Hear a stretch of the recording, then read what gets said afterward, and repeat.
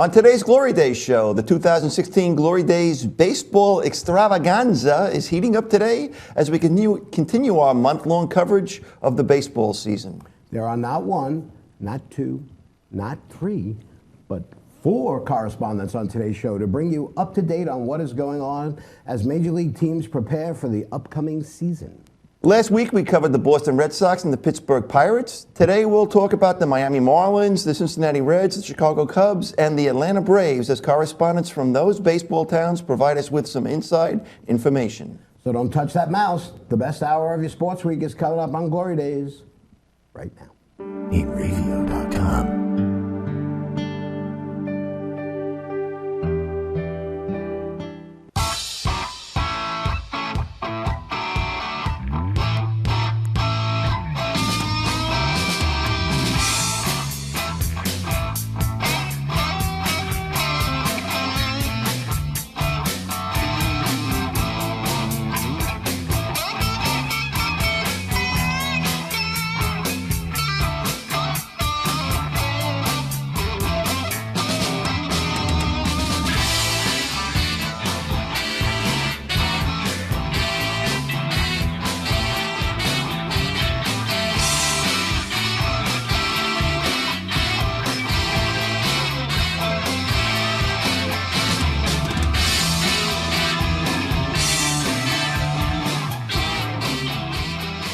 Hello again, everybody. Today is Saturday, March 19th, 2016. Just 2 days away from spring. And you're watching the Glory Days show with Bruce and Disco. My name is Paul Discofani, and this is my good friend, Bruce Ola. The gimpy Kyle Melnick and the lame duck Eric Mikhailov are behind the glass today, and you are joining us on the Inravio TV network, where we stream live from Studio C right here in the great state of New York. Great state of New York, which is looking at snow tomorrow. I don't want to hear that. I put my snowblower away. Oh, it's not going to be that much snow, man. But still, is it going to be snow blowable? I don't, 4 to 6, they said, I think. 4 to 6? All right. That's definitely snow blowable. Okay. I hate the snow. I thought it was spring. It is. Well, we're talking about baseball. I mean, we're knee-deep in the NCAA tournament, though. Did you ever care less about the NCAA tournament than this year? No, I cared about it a bit because, you know, the Stony Brook Seawolves finally made the dance.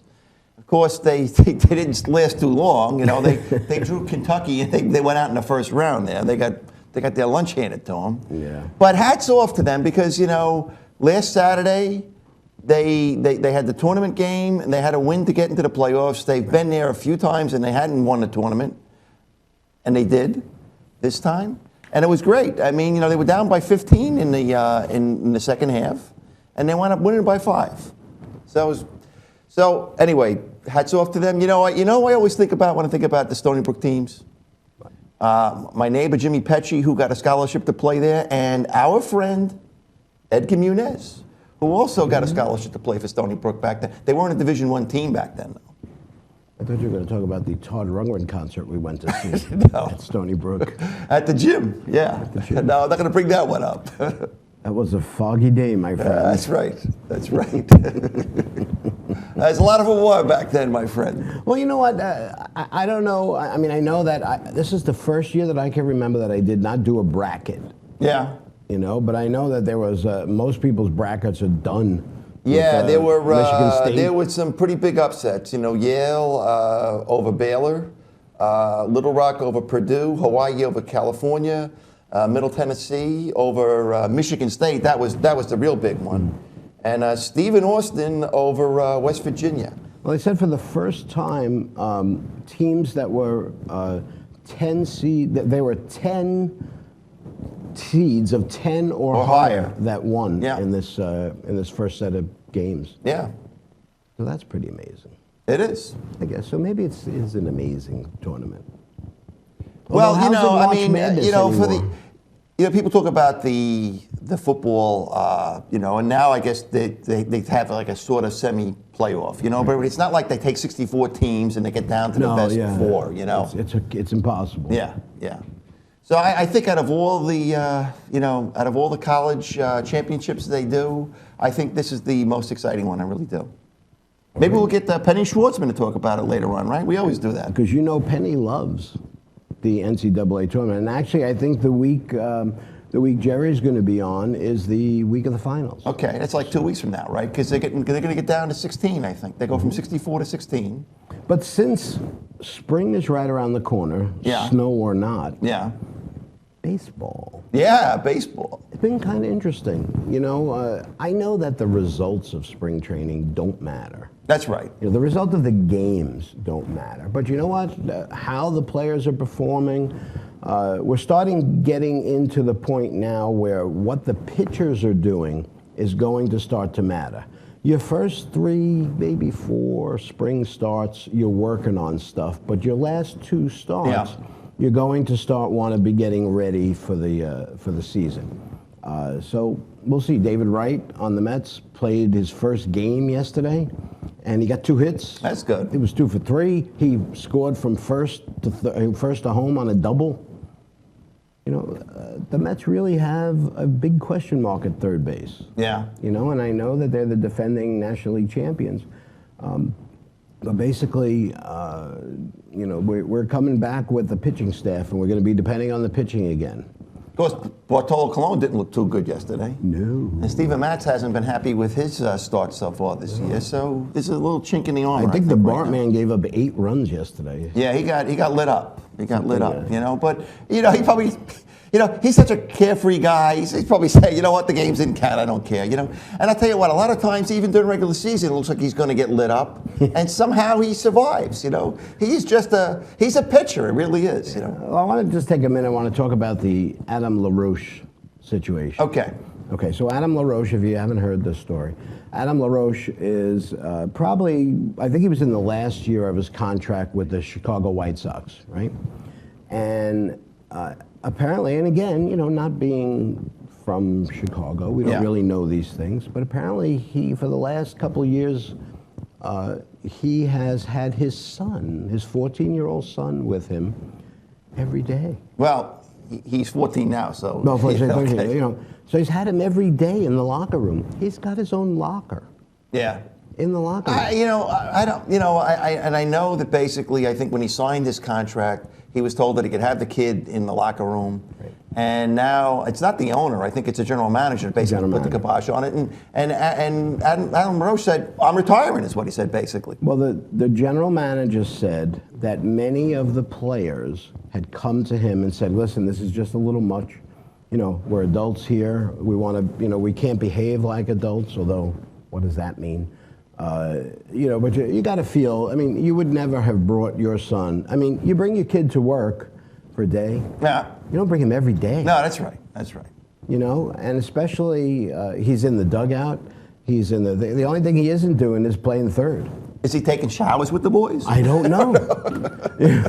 That's a good question. Well, I don't know. Inquiring minds want to know, right? But when the news first broke, when you first read the headline, the first thing you say is, "Oh my God, what are they doing? How could they do this?" And da da da da da. But when you read a little deeper into the story, I think it was just a little bit much. I think so too. You know, I mean, and now they're saying his teammates are supporting him. Well, now and everybody's right. against the general manager right now. Everybody now, everybody's they're asking, saying, I guess, the owner to intervene. Right. Well, they're saying I never complained. Everybody's saying they never complained. Right. But you know, on the record, but off the record, they sure did. I'm sure they were complaining off the record. You know, because what are you going to do? You're going to go to Adam LaRoche's face and say, "Hey, you know, I want to walk around the clubhouse naked." Yeah, and I can't swear. Do it. And swear, you know, like a trooper. So he just decided. Listen, he had decided that this was going to be his last year anyway. Mm-hmm. But he walked away from like $12 million or something. Yeah. Well, you know, we'll talk to Jerry Schwartzman in a few weeks, and we'll, you know, maybe I'm sure there'll be some more news on that by then. You know, it's just kind of an interesting and bizarre situation. You know, but what are you going to do? Yep. We are just getting started here on the Glory Day Show. Right after the break, we're going to head down south, about as far as you can go. Yeah. And we're going to talk to Stu Schiffman as he'll join us on the hotline, and he's going to talk about the Miami Marlins. Mark Hogan is on deck with the Reds, and first-time correspondent Omar Gabi is in the hole from the Windy City. And waiting in the wings is our good pal Bill Chandler, who'll talk about the Atlanta Braves. So stay with us. You're watching the Glory Day Show with Bruce and Disco, only on the Inravio TV network. Coming right back.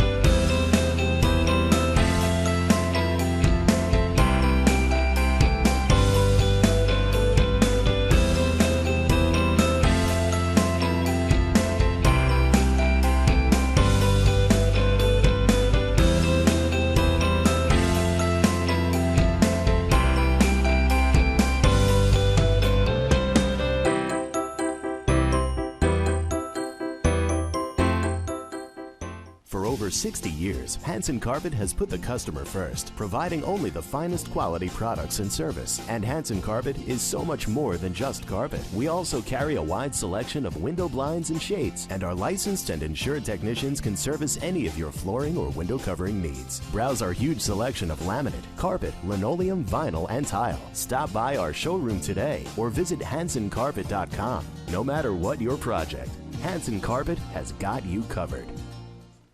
Village Music Shop of Mastic.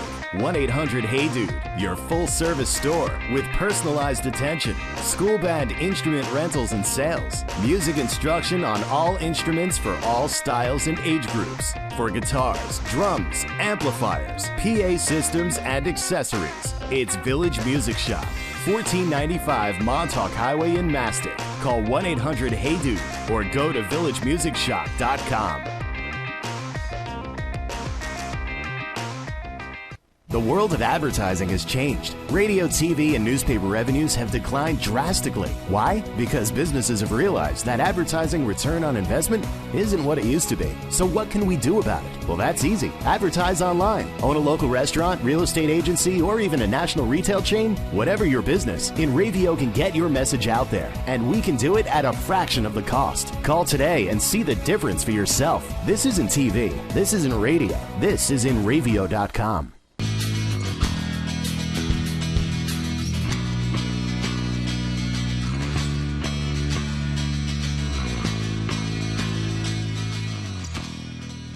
Welcome back to the Glory Days Show with Bruce and Disco here on the Inravio TV network.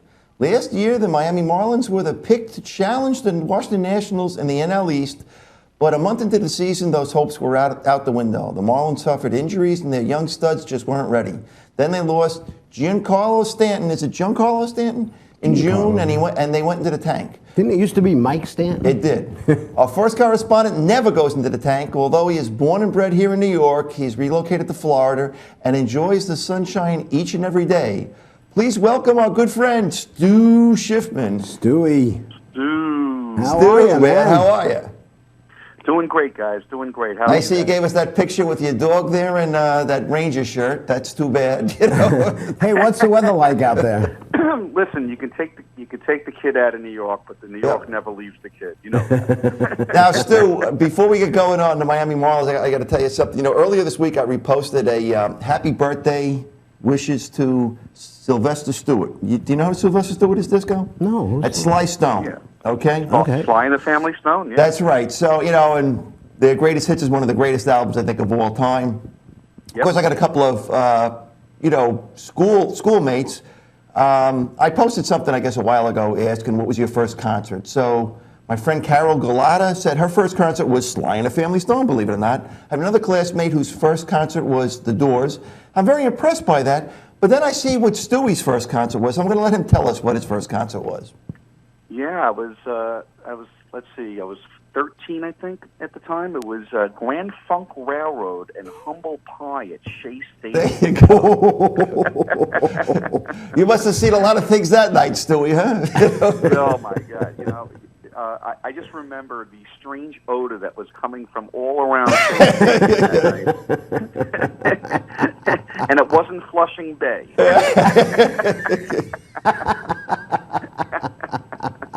Oh, bring back the good old days, right, Stewie? I got an early education. Let's put it that way. Yeah, those were the days. Actually, those were the days. So, by the way, I've enjoyed your. By the way, if you'd like to see some really funny stuff, you should follow Stu Schiffman on Facebook. I love the Three Stooges stuff. It's been. Thank you. Well, you it was really Curly's make me birthday laugh. this You know. It was Curly's birthday this week, and I Yes. felt it was the appropriate thing. So All right. switching gears here, the Miami Marlins. They got a new manager, New Don manager. Mattingly. I don't know Dottie what. Baseball.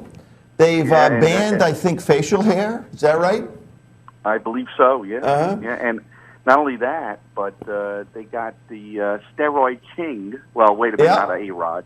The original, well, one of the originals, Barry Bonds, as a hitting coach, which Yeah. is interesting. You know, we did a story 2 weeks ago when the pictures first came out about him and what he looked like, and he looks exactly like he looked when he was a rookie, with these thin little arms, Yeah, with a little head. and, Yeah, a little yeah. head. But the funny thing was, I heard that the other day the Marlins during spring training were doing a home run derby. Well, and it he wasn't a home won. run derby. It was a hitting drill, okay, where it was, and they needed one extra guy. So Barry Bonds wound up, joining one of these teams, and he out-homered everybody else. Is what he did. Yeah.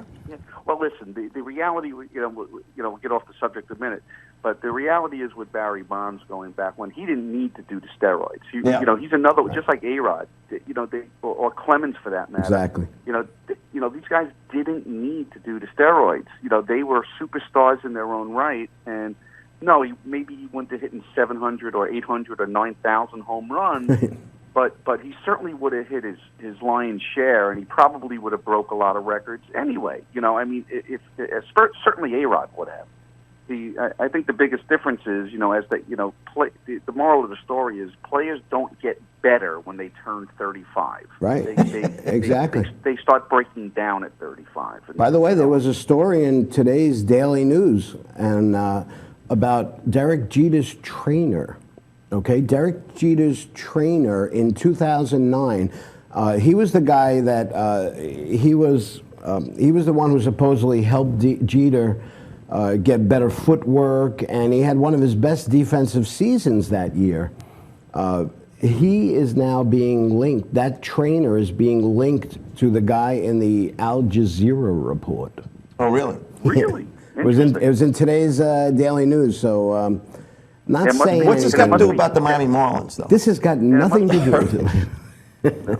Well, yeah. Onto the Marlins. Yeah. I mean, the last year, we spoke, I really thought they were going to give the Nationals a run for the money, and of course, nobody expected the Mets to come out of nowhere. Which was such a delightful year for all of us. Well, for most of us, I think. Yeah. Right? Up until the last few days, but it was a great unexpected season. The Marlins, on the other hand, as Bruce mentioned, really lost a lot of guys to injuries and also some underachievers as well. Right. This year, I don't see them really competing for a top spot. They have two good guys at the top of their rotation. Fernandez, who's terrific, Right. and is unbeatable, literally unbeatable at home. Has not lost at home, Right. Yet in his career, limited as it may be. And then they picked up this guy, not Korean, I think Taiwanese player Chen Right, in the rotation. Wei Chen. Wei Chen. Wei Chen. Wei Chen, and so as a 1-2 punch, they are terrific. The rest of the rotation is really very questionable at best, and their relief, pitching also is questionable at best. I mean, I think their okay, average. Well, they but have you that look at one their guy. line- They have that one guy that throws 100 miles per hour. Caps. Yeah, I think Ramos, right? Oh, Ramos, Or- yes. Yeah. And listen, I'm not saying they don't have a decent shot at competing. I just don't see them competing for the top spot. You know, they can't. You know, when you put them against the Mets rotation or the Nationals hitting. Yeah. You know, and pitching, of course. I don't really see it. They have listen. If you look at their lineup, you know, D. Gordon, you know, had a great year. Yeah. You know, Martin Prado is a nice player. You know, he's guy that to me, I don't see him as a starting third baseman, but Right. that's what they got him at. And Stanton, if he stays healthy, is as good as they get. A guy hits the ball, just as they say, a country mile. You know, he hit before he got hurt. He had 27 home runs and 67 runs batted. It was only June. In 74 no, games, yeah. You know. No, he's a monster. He is absolutely a monster. What we would do in New York to have him, Oh my goodness. Oh my God, he would be an unbelievable superstar, up in But New York. when they were having that fire sale a couple of years ago, he was the only one they didn't let go. Untouchable, Yeah. And Fernandez, of course, was hurt his arm, so Right, he had the Tommy John surgery. He missed half of last year, but he still finished. He finished 6-1. Yeah. You know? No. He is. You if you watch him, he's really. I mean, we all talk about Harvey and DeGrom and our guys. Right. In New York, but if Fernandez was with the Mets or the Yankees or the Dodgers or one of these teams, that get a lot of play, I mean, we would be talking in the same breath as those kind of guys. He's that good. He really is that good. Right. It becomes the question then becomes depth like in most teams, and over a course of a season. You need more than, as we've learned, you need more than 4 or 5 starters on a team. You got to have, a guy like Bartolo Colon, for example, to fit in there. Don't ask him to fit into your clothing; just fit into the rotation. Let's talk for a second about Mattingly. Now, Mattingly, obviously, he goes from a team like the Dodgers, and he wins 3 consecutive postseason spots, and they get rid of him. Yeah. Why would they do because, that? Because their payroll is about $300 zillion. Yeah. They got a tremendous payroll there with expectations, that it's championship or bust. And I guess they said this is the guy that's going to bring them, to the promised land. Listen, to me, there were some questionable moves in the playoffs against us, against the Mets. Right. He's 8-11 in the playoffs. Yeah. Don and, Mattingly. and again, how much of that is managing and how much of that is just the way the ball bounces. Who knows? But you know what? For the Marlins as a franchise, guess how many managers they've had since 2010? Oh, 5? let's see. 8. 8, wow. 8. They've had Yeah, I 8 think it was 8. managers I was going to since say 2010. 7, but it is 8. Yeah. It's incredible. Yeah, so they Their got ownership a down new here- it's a whole new staff. They have a new pitching coach, obviously Barry Bonds. Although he's the hitting coach, there are 2 hitting coaches. He's the co-hitting coach. Oh, yeah? Yeah. I didn't know you could do that, but I guess he's the co-hitting coach. They're I think I mentioned this to you guys last year also. Their management down here is, if not the most hated, management team in baseball. It's certainly it probably right up there with the Sterlings of the world, with the Clippers, and all of these guys. They are hated. They are really, really distrusted and disliked. It's kind of like how much they hated the Wilpons till they made their postseason last year. very, very similar. Very similar. The difference is that the Wilpons didn't rip off the city of New York taxpayers to have a new stadium built, and these guys did down here. They basically held them hostage, and insisted that the city and the county, give them money towards the team, and they finally got what they wanted, and and then what did they turn around and do? Is they signed all these guys, and the next thing you know, they're getting rid of them for. This is now like the third time they've right. Well, that to me was the biggest thing. All right, you know what we're gonna do here? Let's see if we can get Sammy I Stone. want my shades. Sammy Stone. That's better. Sammy Stone. Yo, Tell me the future. am I missing something here? Sammy Thank Stone. you. Sammy Stone. Fucking brightness here. Sammy Stone. You got him. Tell me the future. You just gotta ask. Are the Marlins gonna make the playoffs this year? I'm busy now. I really hate Sammy You know, we're Stone. gonna get rid of this guy. I I'm telling you, man. really hate Sammy Stone. I think Sammy is stoned. Stewie, so we'll ask you, are the Marlins going to make the playoffs this year? No, not. I don't see it happening. That ain't going to happen. Okay. Stewie Stone. Stewie All righty, Stone, man. We're up against the break here. Thanks for All coming right. on. We'll Great talk to talking you. to you, Stu. Always a pleasure talking to you. All right. And let's go Islanders. Oh, no, sorry. Yeah, sure. Okay. All righty, Stu. Thanks. We're going to take another break here on the 2016 Glory Days Baseball Extravaganza. When we get back, we'll head north to Ohio, where our Pittsburgh correspondent, Mark Hogan, will bring us a report on the rival Cincinnati Reds. We're heading to Chicago after that, and then on to Atlanta. Stay with us. You're watching the Glory Days Show with Bruce and Disco, only on the Inravio TV network. Coming right back.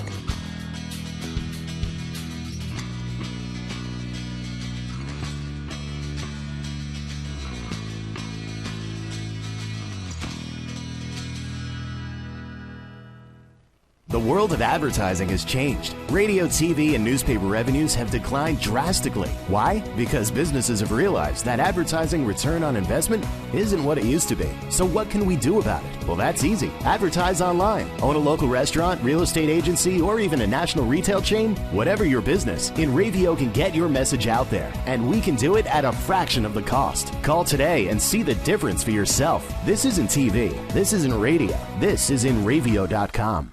For over 60 years, Hanson Carpet has put the customer first, providing only the finest quality products and service. And Hanson Carpet is so much more than just carpet. We also carry a wide selection of window blinds and shades, and our licensed and insured technicians can service any of your flooring or window covering needs. Browse our huge selection of laminate, carpet, linoleum, vinyl, and tile. Stop by our showroom today or visit HansonCarpet.com. No matter what your project, Hanson Carpet has got you covered. Village Music Shop of Mastic.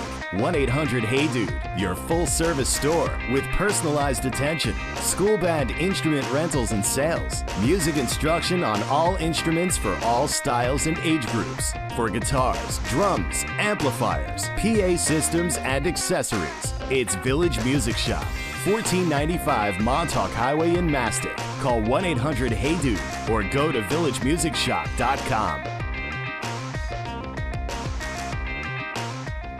Hey, this is Chris West Jake, and if Inravio.com spots you at an event wearing this bracelet, they will give you $100.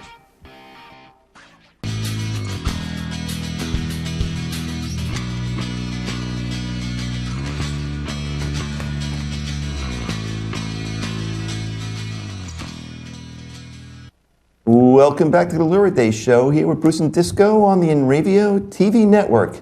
If you're just joining us, where the heck have you been all morning?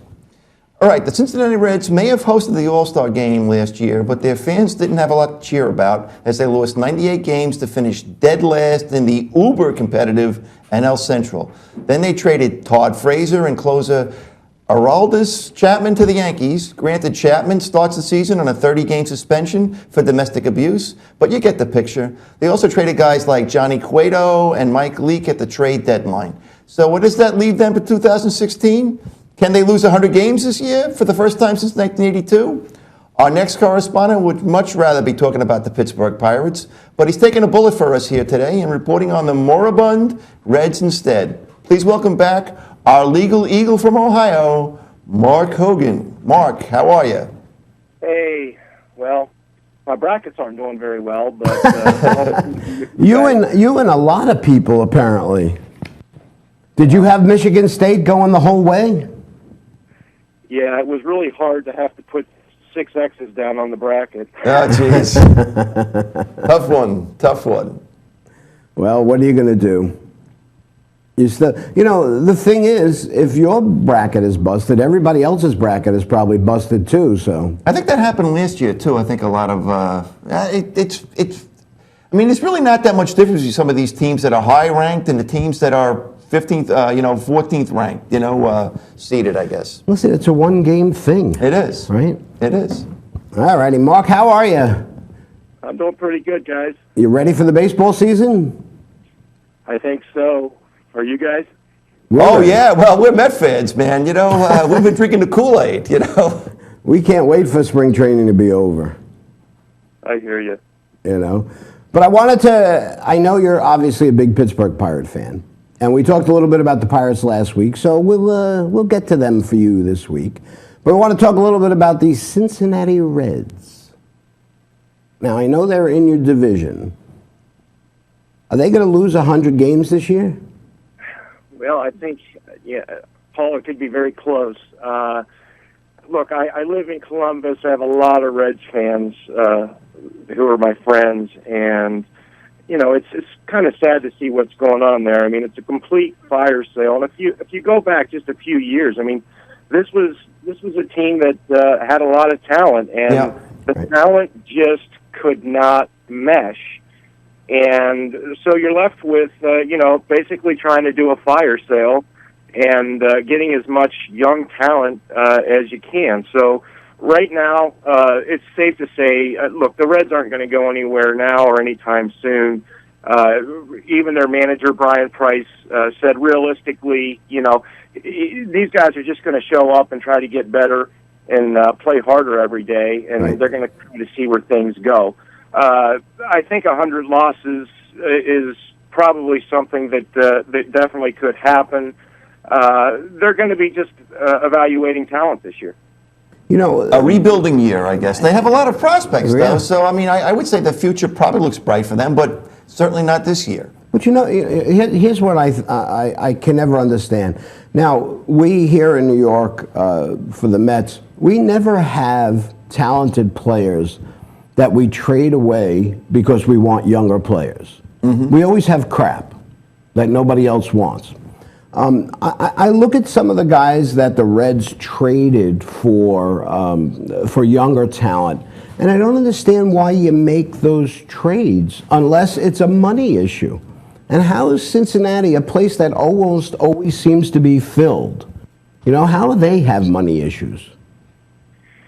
Well, look, they're considered a small market team, and I think a lot of people are looking at the way things are done in Major League Baseball now, and they're reevaluating. I mean, you look at what, for example, what the Royals did, and some of these teams are just going out and they're cultivating prospects up, and they're winning. So I think, in all honesty, the Reds took a good hard look at the National League Central, and it's extremely top heavy. You got 3 great teams at the top, in the Cubs and the Pirates and the Cards. Right. And I think some of it may have been a money issue. Obviously, you got a guy like Joey Votto who, I love him as a player, but I mean, you're stuck in that contract. They're probably not even going to be able to move him. Right. And, at this point, you just have to, go out and cultivate your youngsters and hope that, maybe 2018, 2019, you're going to be competing again. Well, you mentioned before about the Cubs, the Pirates, the St. Louis Cardinals. I understand that with the Cincinnati Reds at the general managers meeting, they were the only team that voted for 5 wild cards next year. Really? Bada boom.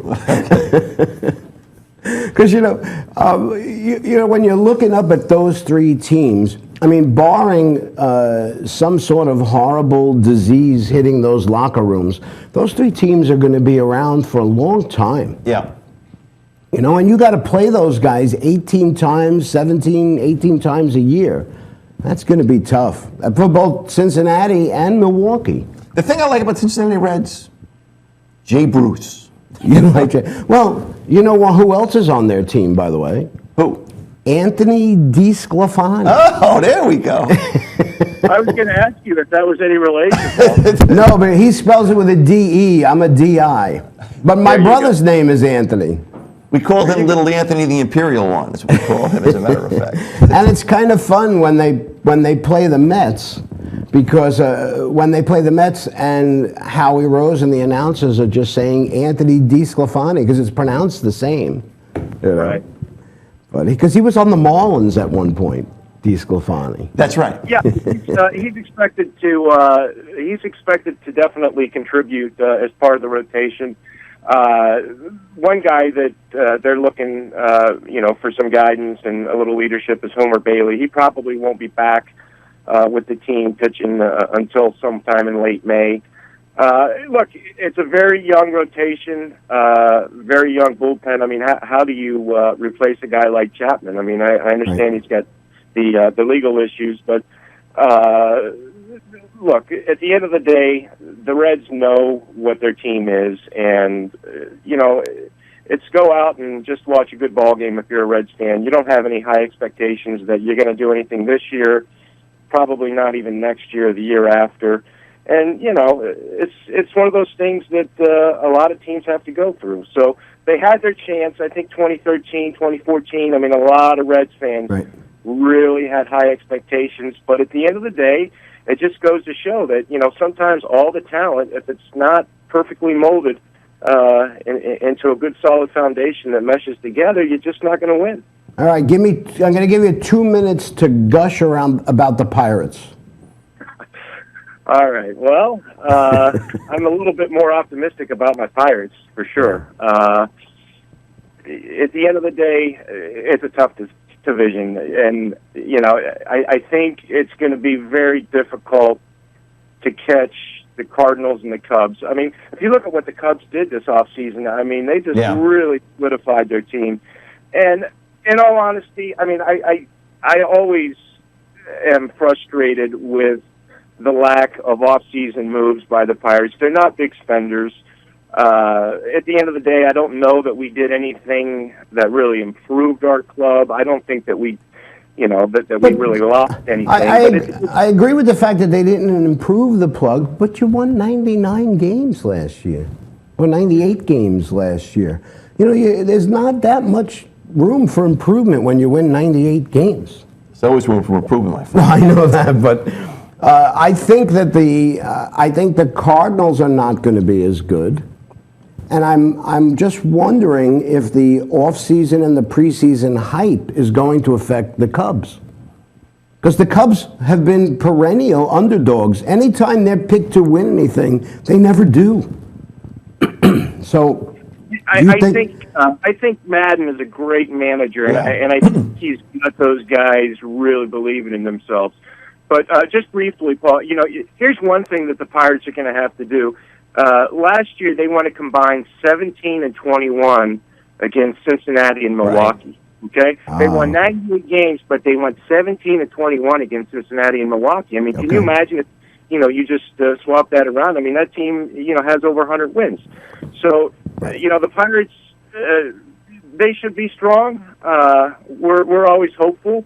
It's going to be a tough run because there's, two teams ahead of us in the division that I think are probably a little better than us. But we'll give it a go. And if it's another NL wild card game that we end up in, then hopefully this time we'll win it. Well, listen, the successful teams in baseball, like the Yankees, the Cardinals to some extent.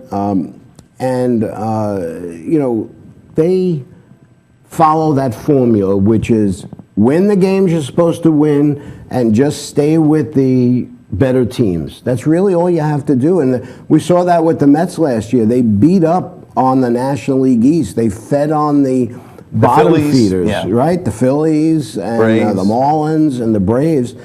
And that's how you amass those wins. So, you know what? I guess that's a point of improvement for them. And we're not even going to bring out Sammy Stone to ask about. We're not even going to bother with Sammy Stone. Thank God, the Reds. I'm sorry. Because Sammy Stone is going to say that the Reds are going to make the postseason. Hey, you been watching The People versus OJ?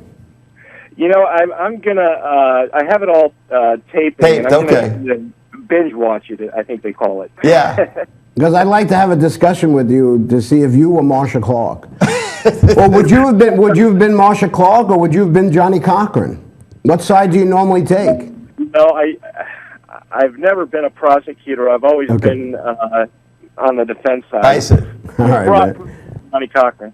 Well, if it does not fit, you must acquit. There you go. All righty, Mark, we got to Great go. I'm talking to you, getting Mark. yelled at here. All right. Thanks, man. All right, guys. Always my pleasure. We'll Thanks. talk. Thanks a lot. All right, you think we're done here? It's not even close. I mean, if this were football season, this would only be halftime. All right? Next, we take on the team that was swept by the Mets in the National League Championship Series. But they're picking, by most experts, not only to get back to the postseason, to break that curse that has prevented them from winning the World Series since 1908, I believe it is. The Chicago Cubs. Omar Gabi is waiting in the wings for his first appearance on Glory Days. And don't forget, our good buddy Bill Chandler is going to talk about the Atlanta Braves before we wrap up this edition of the 2016 Glory Days Baseball Extravaganza. Stay with us. You watch the Glory Days Show, Bruce Disco, only on the Inravio TV network. Coming right back.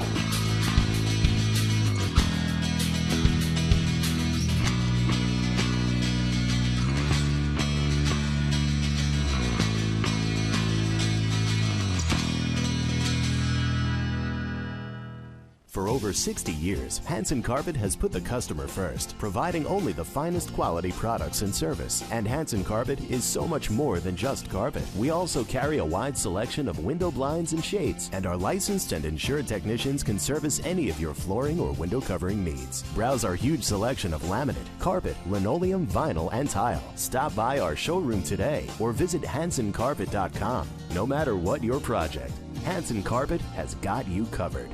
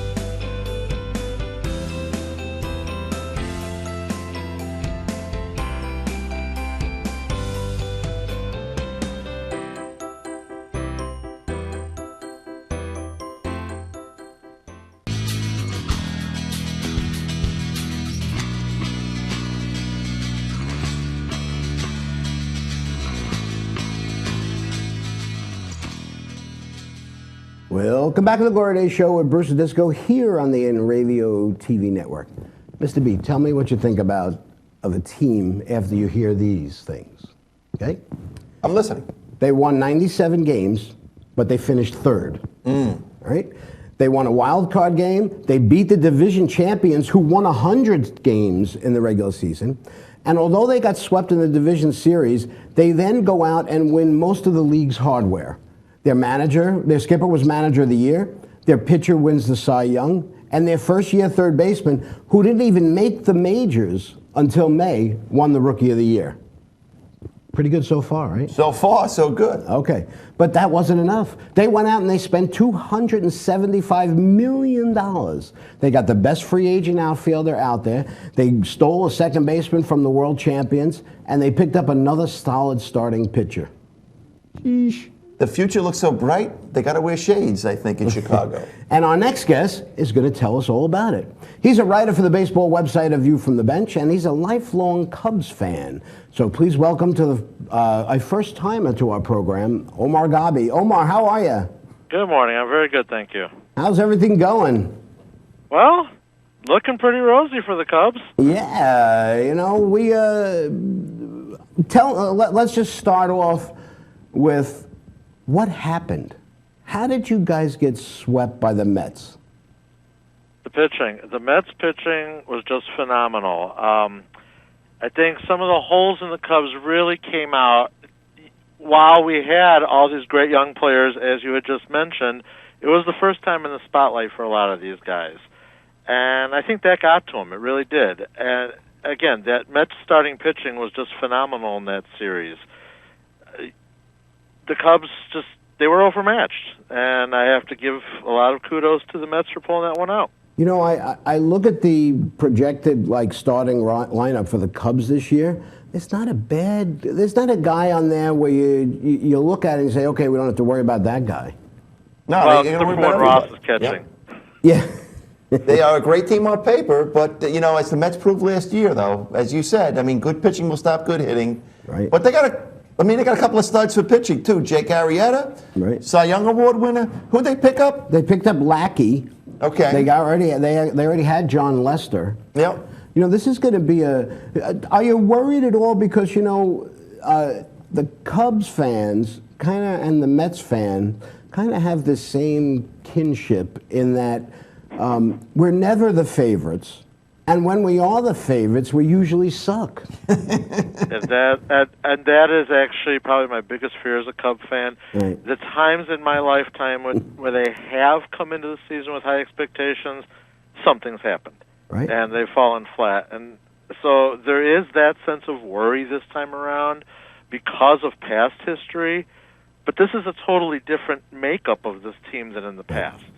And you know what? That's kind of the same way we feel. This is this makeup of the team. And again, you know this as a baseball fan. It all starts with pitching. Oh, absolutely. And I think that is one of the big differences on this team is even in the past when we've had the heavy hitters, your Andre Dawsons, your Derek Lees, your Sammy Sosas, you did not have that top-line starting pitcher. Right. Maddox we had, and we try not to talk about what happened back there, but after that, we really haven't had that standout pitcher on the staff. Now we've got three. And when you've got really good pitching, you need to have at least good hitting, okay? Because even though pitching can overcome light hitting, they can't overcome it over the course of a whole season. Your pitchers are going to be in those 2-1 games, those 3-1 games, and you cannot always depend on your bullpen to hold that lead. You need that guy or that lineup that could get you that 4th or 5th run in the 4th or 5th inning. You know what I mean? That's the Yankees formula for so many years, and we've seen it so many times where the games were close, and then all of a sudden, just a fairly innocuous inning that brings home a run. And Omar, as a baseball fan, 5-1 is much different than 3-1. That's true. Oh, absolutely. But I also think as a baseball fan, I love that 3-1 game a lot better. Yeah. Well, you know what? You've at least got... Well, especially when you got the 3.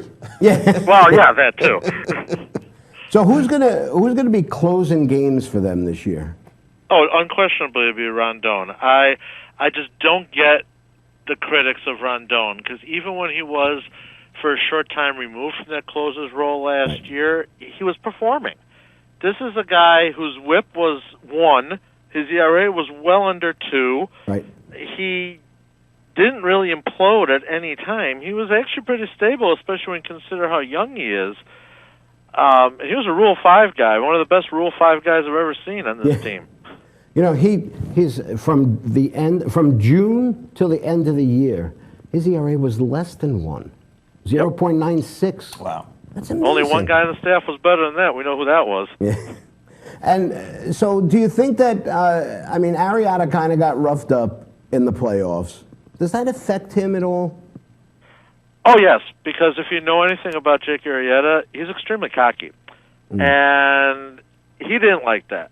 And he'll also be the first one to not make excuses for what happened. Right. He's come out and told everybody, I've never pitched this much before. That's what happened.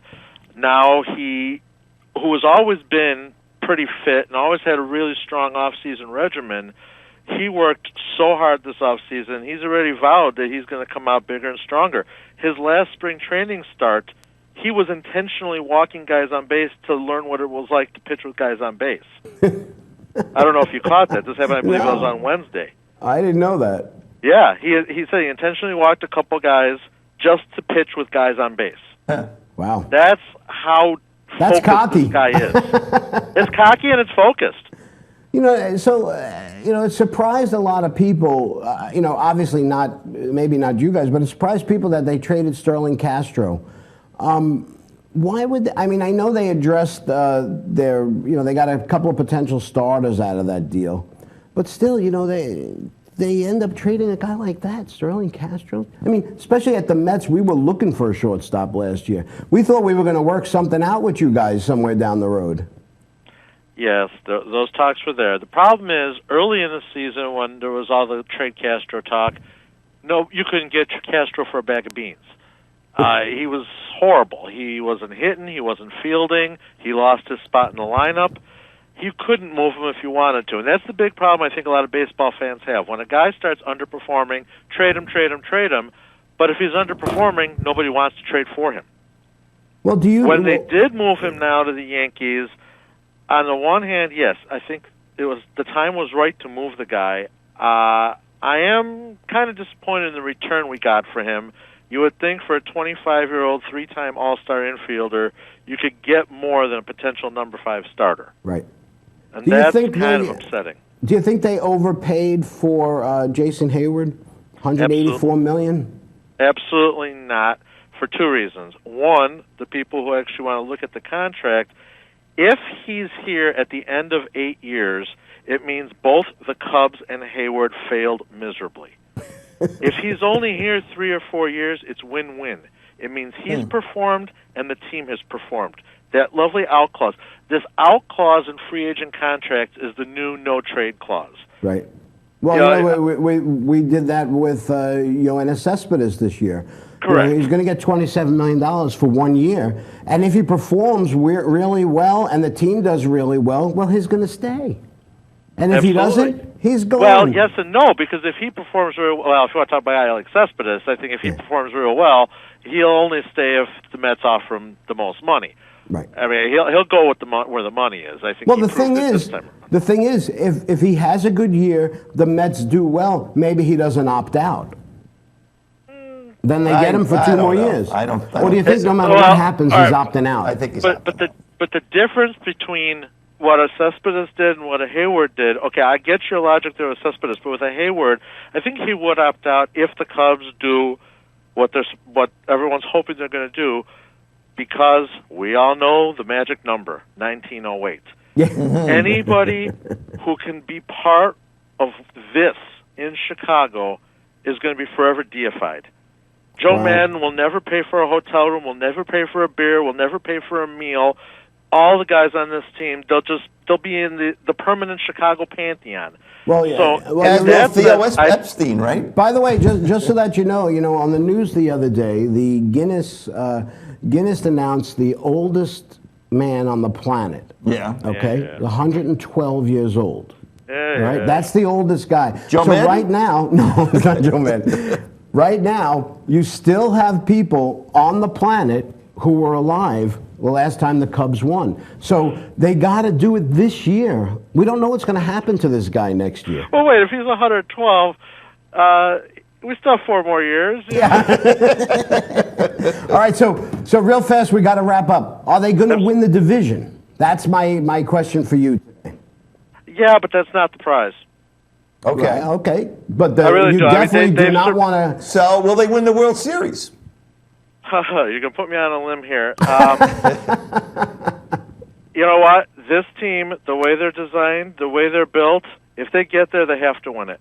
At this point right now, it's a disappointment if they get there and don't win it. Getting there is not the goal. Winning it is. So, yeah, I will say they will. I think they're the strongest team in the National League by far. Lord knows what's happening over in the American League. I think the National League generally is much stronger than the American League. If the Cubs can get there, they can win it, yes. All right. So I will say yes. So you think he's going to win. We have a guy here. His name is Sammy Stone. Yo, Sammy Stone, tell me the future. you better start making sense. Sammy Stone, That's right. tell me the future. You just gotta ask. Will the Cubs win the World Series and break the curse? No. Ooh. No, He's from New York. What does he know? What do you mean he's from New York? He sounds like he's got a New York accent. That is Sammy Stone. We'll translate that for you. But you okay? see, I know that ain't that gonna happen. you haven't been a part of the show before, but we want to tell you that that's always good luck because Sammy Stone is wrong 97% of the time. Well, I'll take it. I think this is definitely a team going in the right direction. No doubt. And it's not a 2016 team. This is a team for the next 3, 4, 5 years. Well, listen, we'd be happy to see you guys again in the championship series. Oh, absolutely. All right, man. Thanks a lot. I hope you had a good time, and we'll be talking during the season. Thank you so very much. All right. Talk to you later. Bye-bye. Great talking to you, All right, Omar. man. Thanks. We got one more report to go today before we're finished, and that honor goes to our good friend Bill Chandler and his Atlanta Braves. Stay with us. You're watching The Glory Day Show with Bruce and Disco only on the Inravio TV network. Coming right back.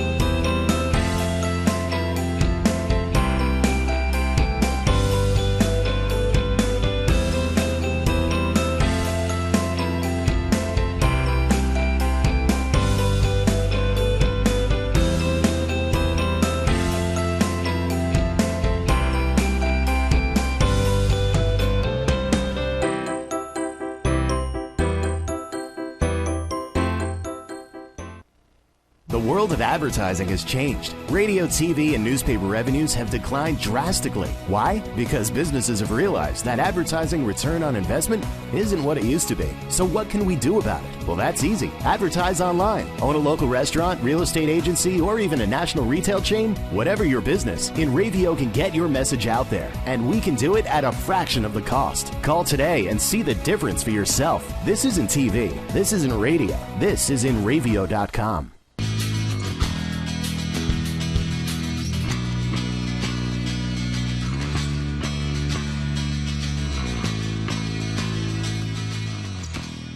Welcome back to the Glory Day Show with Bruce and Disco here on the Inravio TV network. For 14 consecutive years, beginning in 1992, the Atlanta Braves made it to the postseason, a run that rivals the most successful franchises in sports history. But since 2005, they only made the playoffs 3 times, and this year is probably not going to be one of them. But that doesn't deter our next correspondent for looking on the sunny side of things, as he tends to most things in life. Please welcome the always sunny Bill Chandler. Bill, how are you, my friend? Wonderful. Good morning. How are you guys doing today? All right, man. How about yourself? Wonderful. It's been a good show so far. Thanks so much for having me on.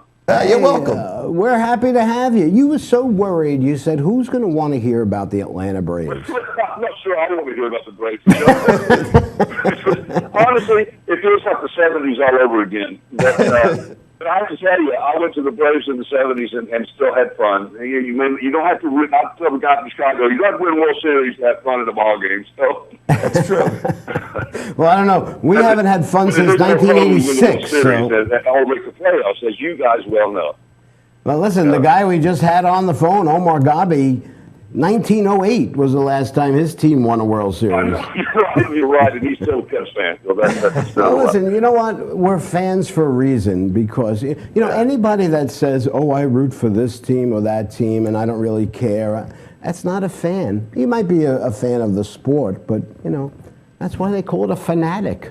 True. Because, that's right. Because we're just crazy. We're sick. We live and die with our teams. That's right. So is this? We're probably going to die with that team this year with the Braves. We were 67-95 last year, and we look to be worse this year, or certainly no better. We were 4 games away from claiming the bottom spot from the Phillies. I think it's going to be a race to the bottom for Thank goodness for the Phillies. The Phillies and the Braves this year again. But I spoke to and I heard you say that the Mets, ate up on the National League East, and that's exactly right. And I think they will again. I spoke to a guy from Philadelphia yesterday, and he says their goal this year is to not finish in last. And I said that's really a high bar there. But I got to say, I said to him, I said that used to be our goal. Yeah. Right. And look at you now. So you're sitting pretty now. Well, I guess when are they moving? Next year the Braves are moving? Next year. This is the last. Yeah, the home opener is April 4th against the Nats, and this is the last home opener we will have at Ted Turner. Hey, how long has this stadium been open? Since the Olympics in '96, I think the Braves moved in '97. If memory serves. It seems to me like it was only 2 years ago that they opened this stadium. It hasn't been long, and honestly, it's a beautiful stadium. It just came down to Atlanta politics and the fact there's not much parking around the area, and the city did more for the football team than they did the baseball team. So the baseball team said, "Okay, we'll pick up our toys and go somewhere else." But what happens to this stadium? What do they do with it? I think Georgia Southern is going to use it some, but honestly, that's a great question. I don't know. At least stadium. A football stadium. You could, you got college football, you got stuff.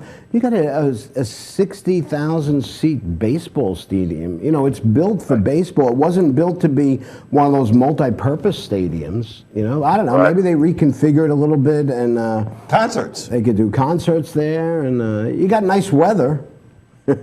Yeah, when it's not raining. All right, so they're obviously in like a full rebuild mode again, but again. We got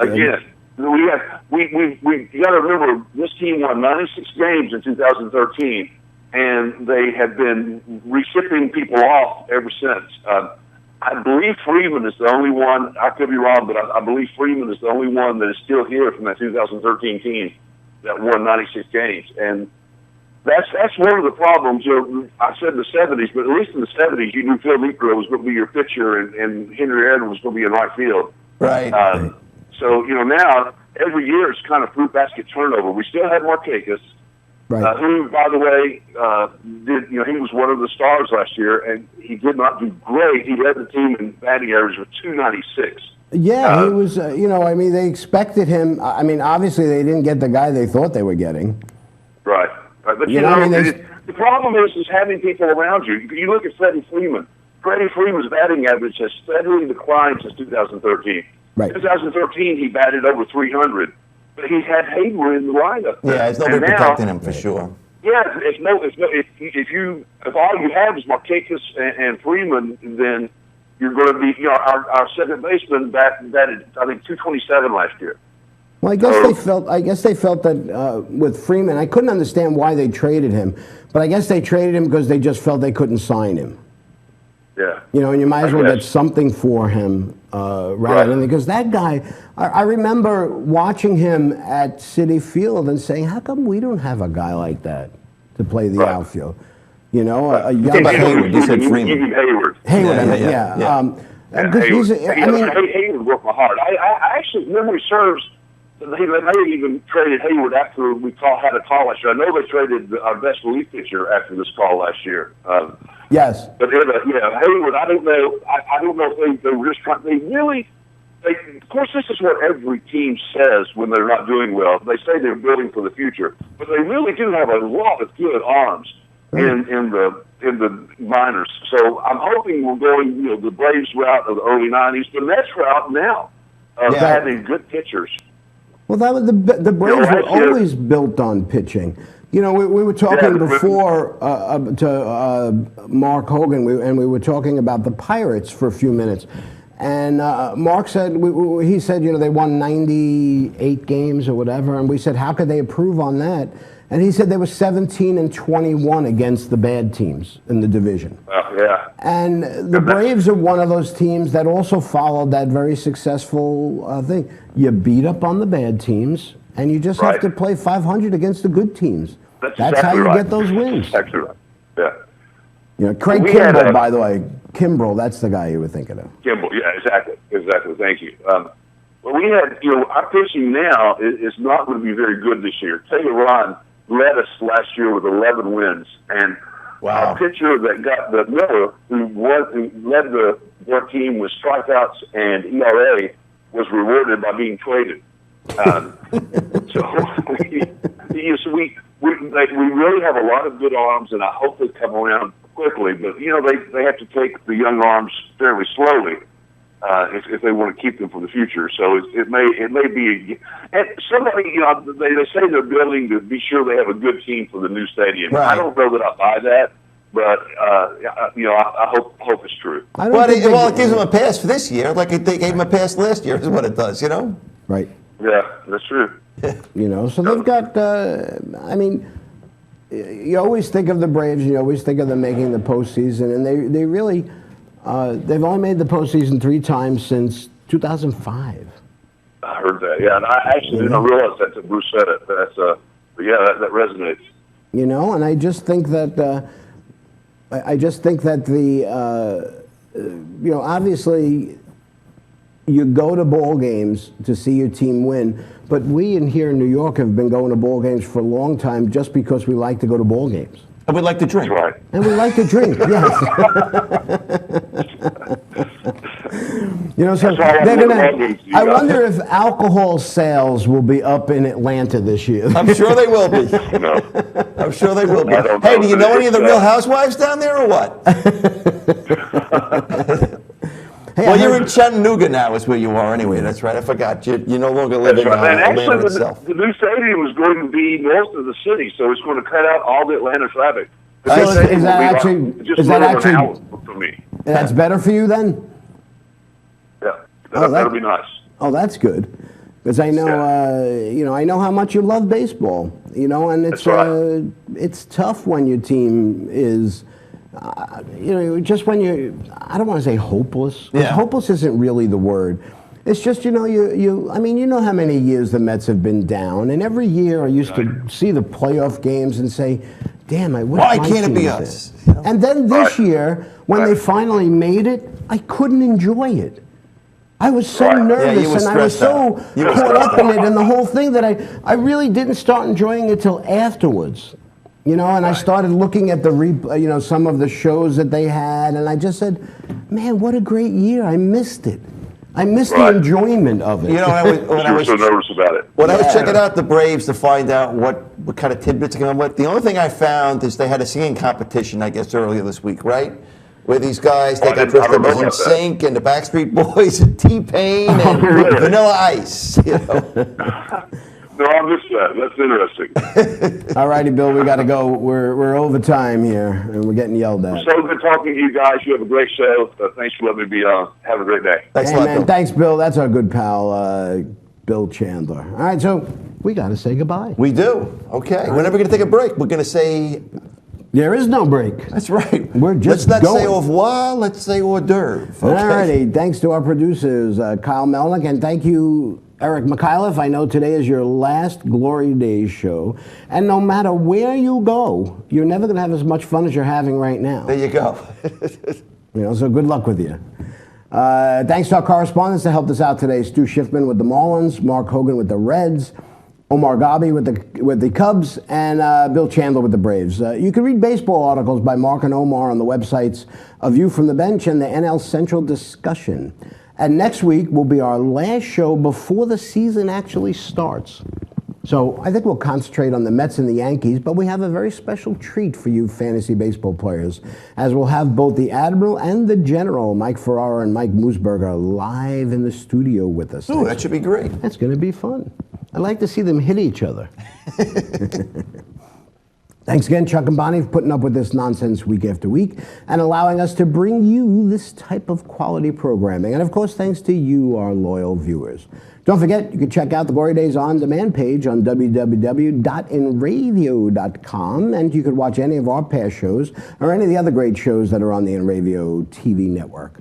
Have a great weekend, everybody. Stay safe, and we will see you next time.